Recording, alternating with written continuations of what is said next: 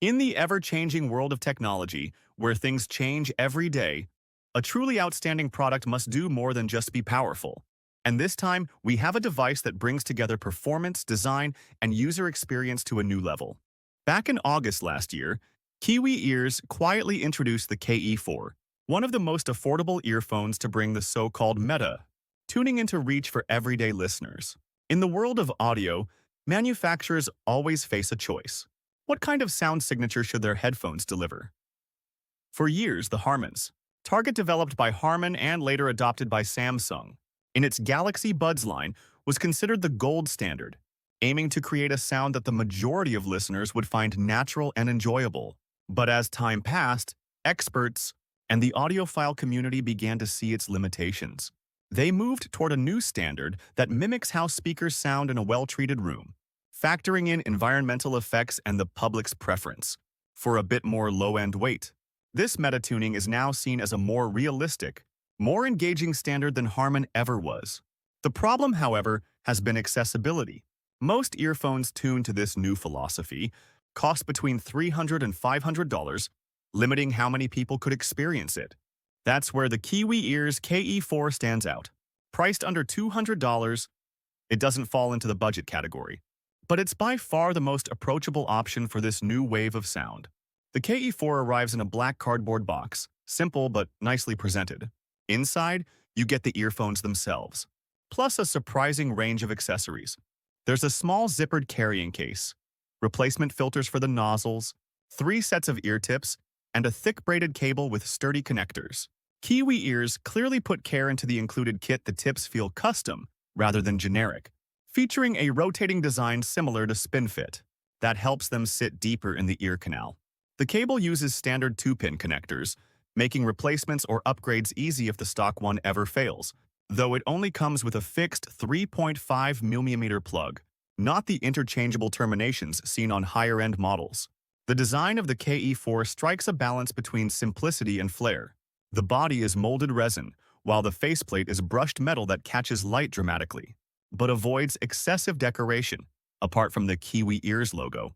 It's not as flamboyant as some competing models like the Zigot Odyssey, but it does feel modern and polished. The shells are relatively large and shaped to fit snugly against the outer ear, giving that custom-like feel. Once in place, they create a sealed sensation that cuts you off from outside noise. Some may find this deep, full fit intrusive, but others will appreciate the immersive isolation. Inside, the KE4 uses a hybrid driver configuration. 2 dynamic drivers handle the bass, while 2 balanced armatures take care of mids and treble. On paper, it sounds technical and ambitious. In practice, though, the listening experience can best be summed up in one word: normal. And in this case, normal is meant as praise. The KE4 doesn't push extreme bass, doesn't exaggerate highs, and doesn't make vocals unnaturally forward. Instead, it delivers a sound that feels natural across a wide range of music. That's exactly what the meta philosophy aims for, and the KE4 achieves it surprisingly well. The low end is full and slightly warm, with just enough sub-bass emphasis to add weight. In John Mayer's New Light, the kick drum lands with convincing body soft rather than punchy, leaving a pleasant resonance instead of cutting off abruptly. Compared with more expensive meta-tuned IEMs like the Moondrop Dusk, the KE4 lacks a bit of snap and speed, but judged against the broader market, its bass performance is more than respectable. Where the KE4 really shines is the separation between bass and mid-range. Vocals sit clearly above the instrumentals, avoiding muddiness. Male voices come across with a slightly thicker, warmer character, while female vocals avoid sibilance and harshness, even demanding high-pitched singers like Yao Si Ting in Scarborough. Fair sound, smooth, and easy on the ears. This makes the KE4 an excellent choice for jazz and vocal-focused tracks, where comfort and clarity matter more than aggressive detail.